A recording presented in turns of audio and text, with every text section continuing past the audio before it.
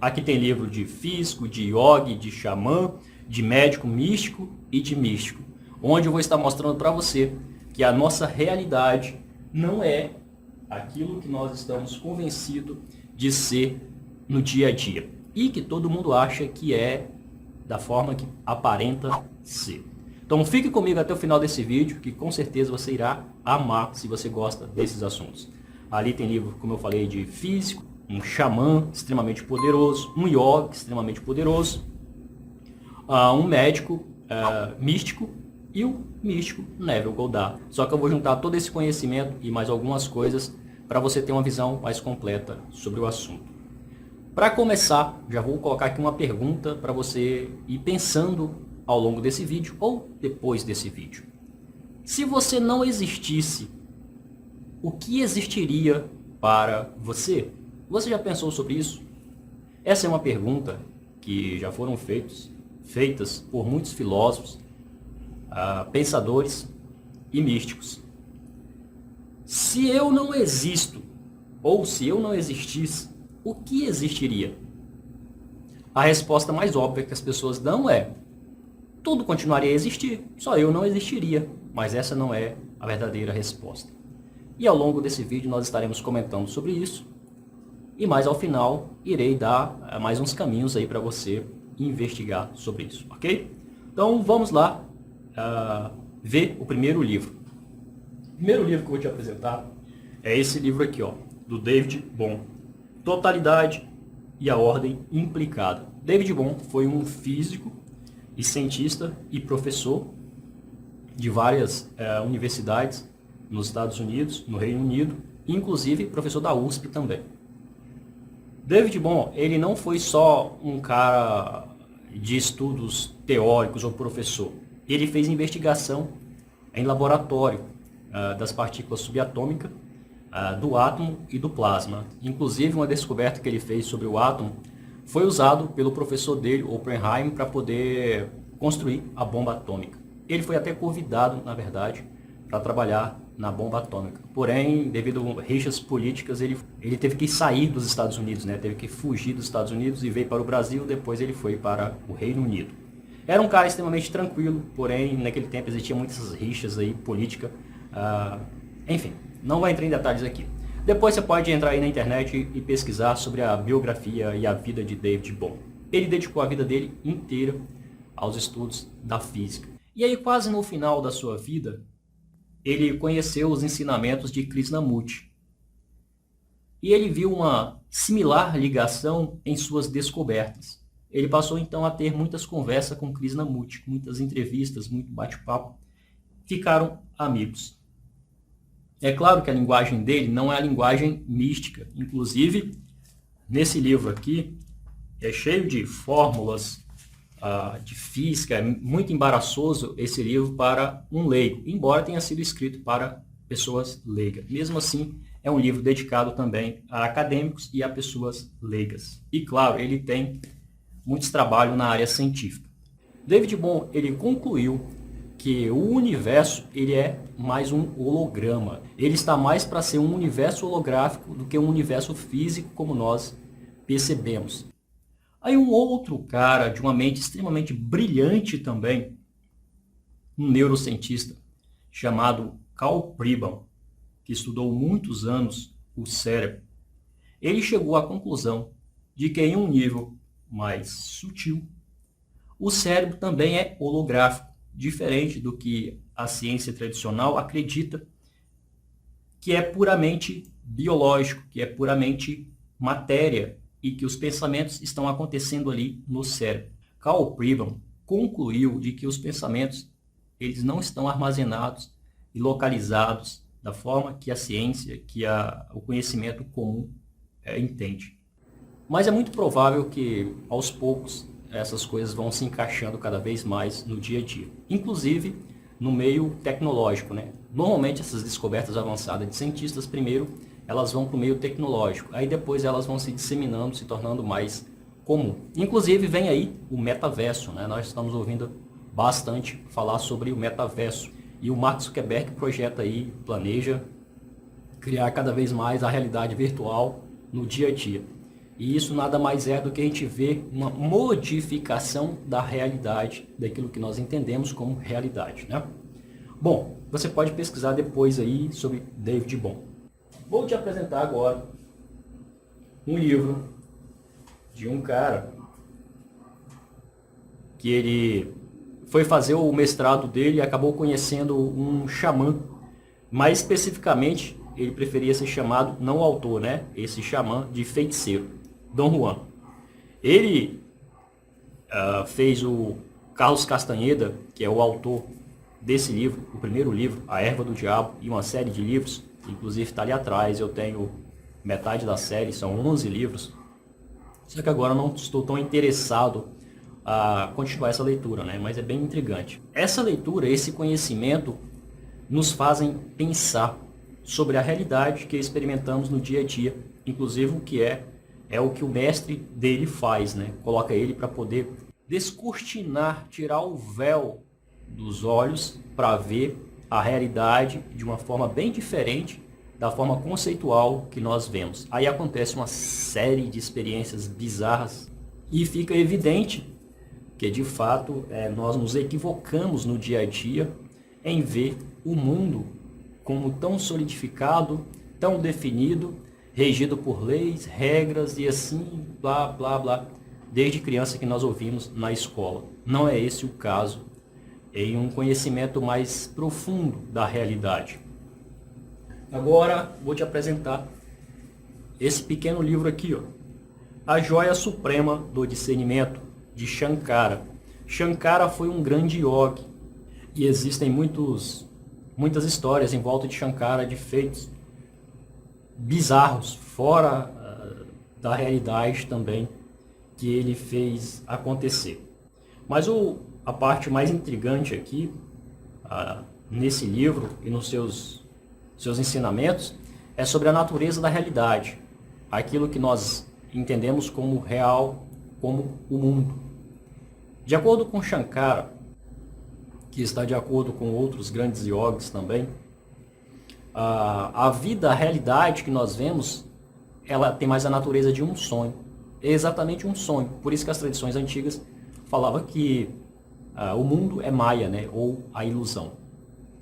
Se você já assistiu aquele filme, O 13º Andar, ou Matrix, ou vários outros do gênero, você vai ter uma noção do que eu estou falando aqui. Onde os personagens que estão dentro daquela realidade acreditam fortemente que aquilo é real, que aquilo ali é tudo que existe.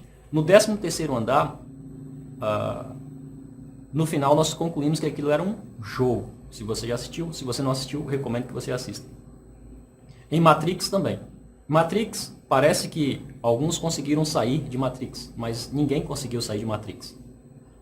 Aquelas pessoas que saíram, que foram para Zion, Zion era uma outra Matrix, né? Uma outra simulação.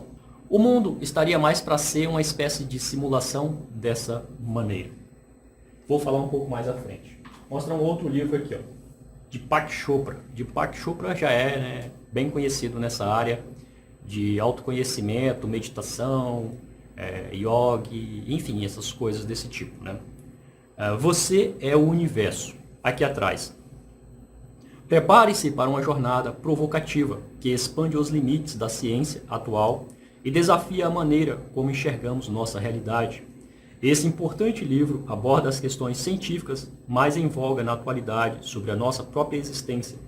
Depois de lê-lo, é impossível não acreditar que vivemos num universo participativo, definido e sistematizado de acordo com o sistema nervoso que desfrutamos como espécie.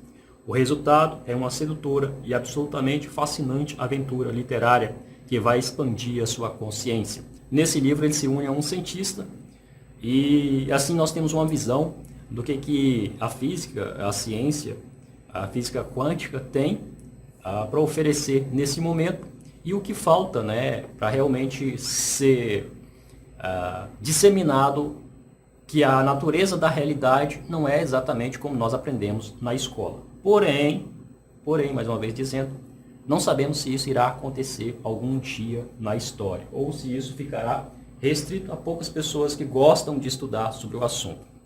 E agora não poderia faltar, né, a coleção de livros O Despertar da Consciência, onde Neville fala sobre a natureza da realidade como nós percebemos. Eu quero colocar aqui, quando eu falo a natureza da realidade, é que não podemos dizer que é uma ilusão ou mentira porque é real. O mundo é real, assim como um sonho é real, quando nós estamos nele, nós estamos sonhando.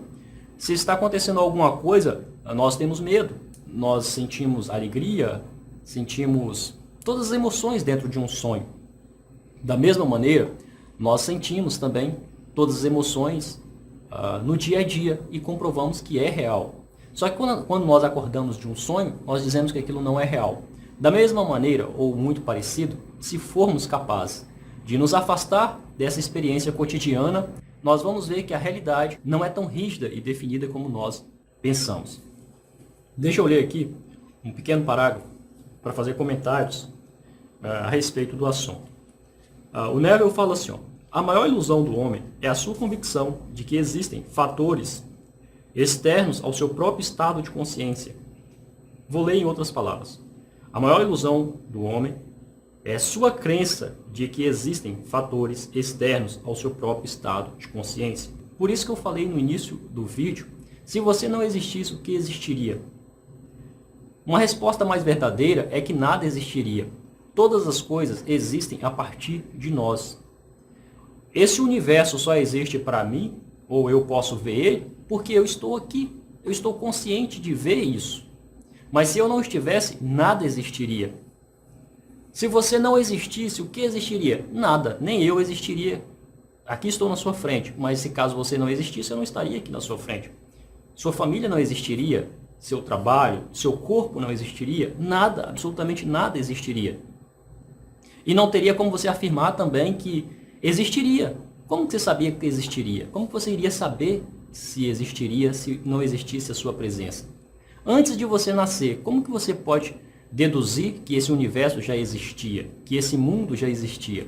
São essas perguntas intrigantes que nos levam a uma reflexão mais profunda da realidade, né? E, inclusive, quando nós estudamos esses assuntos, aí nós vamos ver que a vida é mais um jogo, a vida é mais um teatro, né? Uma beleza a ser vivida, ao invés de uma carga a ser carregada.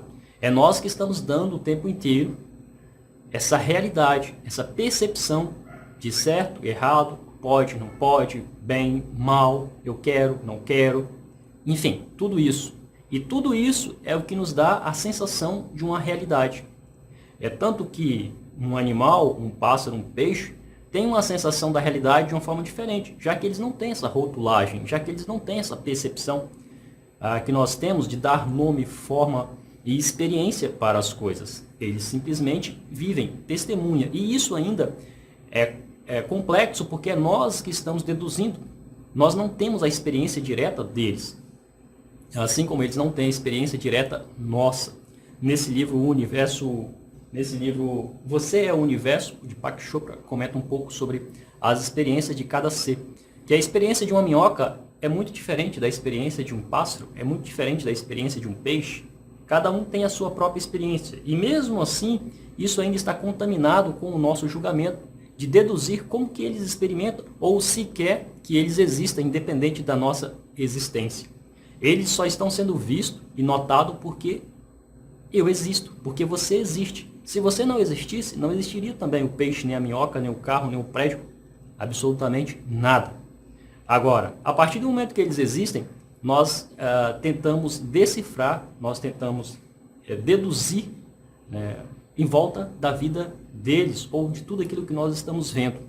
Que no fundo, é apenas um emaranhado de pensamentos individuais que torna uma experiência como minha experiência. E aí nós iríamos entrar aqui em um assunto muito vasto, que seria esse assunto aqui da joia suprema do discernimento, né?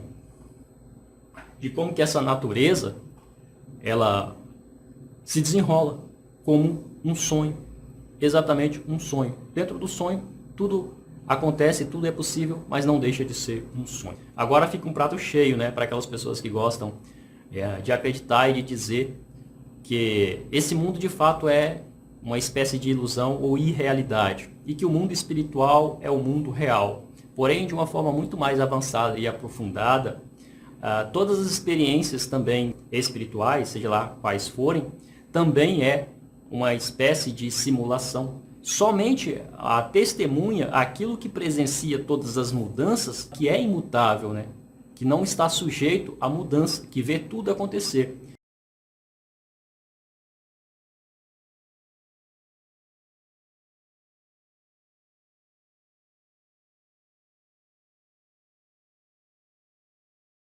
Então, se o mundo astral, ou umbral, ou reino dos anjos, reino dos deuses, reino dos infernos, enfim, está acontecendo lá várias situações, experiências, existe algo que está percebendo tudo isso, ou seja, é o testemunha. E aquele testemunha que percebe tudo isso nunca muda. Nesse caso, somente o testemunha é real e todas as outras coisas são irreais. Nesse caso, o mundo espiritual também não é mais real do que o mundo material.